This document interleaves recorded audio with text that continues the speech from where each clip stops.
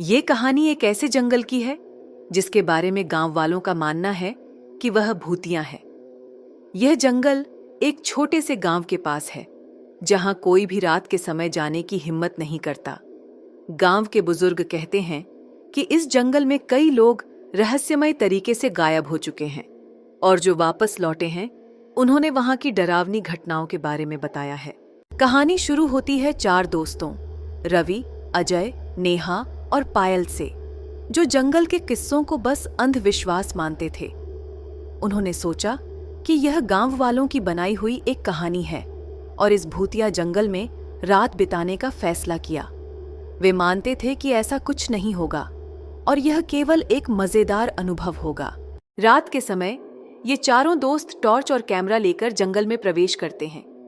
जैसे ही वे जंगल में कदम रखते हैं उन्हें एक अजीब सी ठंड महसूस होने लगती है, जबकि वो रात गर्मियों की थी।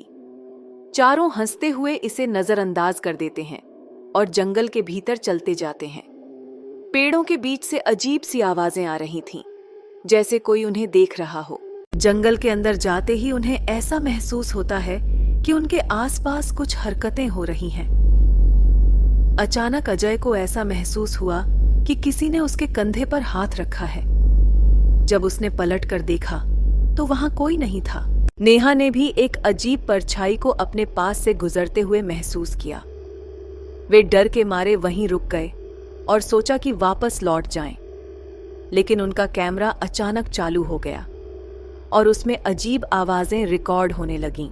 जंगल के बीच में एक पुराना मंदिर था जो अब जर्जर हो चुका था। उन्हें मंदिर के अंदर से किसी के रोने की आवाज सुनाई दी। डरते डरते उन्होंने मंदिर के अंदर झांका तो वहां कोई नहीं था। लेकिन जैसे ही वे मुड़कर वापस जाने लगे, मंदिर का दरवाजा अपने आप बंद हो गया। डर से पायल ने जोर जोर से चिल्लाना शुरू कर दिया और चारों ने जंगल से बाहर निकलने की कोशिश की। लेकिन जैसे ही वे भागने लगे, जंगल का रास्ता उन्हें उलझा हुआ लगने लगा। पेड़ और झाड़ियां उन्हें एक ही जगह पर वापस ले आते, जैसे कि जंगल उन्हें बाहर नहीं जाने देना चाहता था।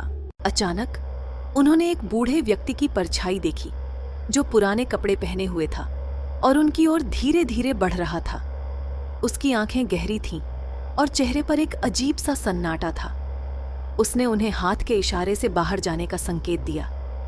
चारों ने हिम्मत जुटाई और उसकी दिशा में चलने लगे। जैसे ही वे उस परछाई के पीछे चलते गए, कुछ ही देर में उन्हें जंगल से बाहर का रास्ता मिल गया। जंगल से बाहर आते ही वो परछाई गायब हो गई। चारों दोस्त समझ गए कि जो कुछ उन्होंने सुना था वो सच था। गांव वालों की चेतावनियों को न मानकर उन्होंने एक बड़ा खतरा मोल ले लिया था। उस रात के बाद उन्होंने कभी उस जंगल में न जाने की कसम खाई और गांव वालों की बातों को समझने का एक नया नजरिया पाया।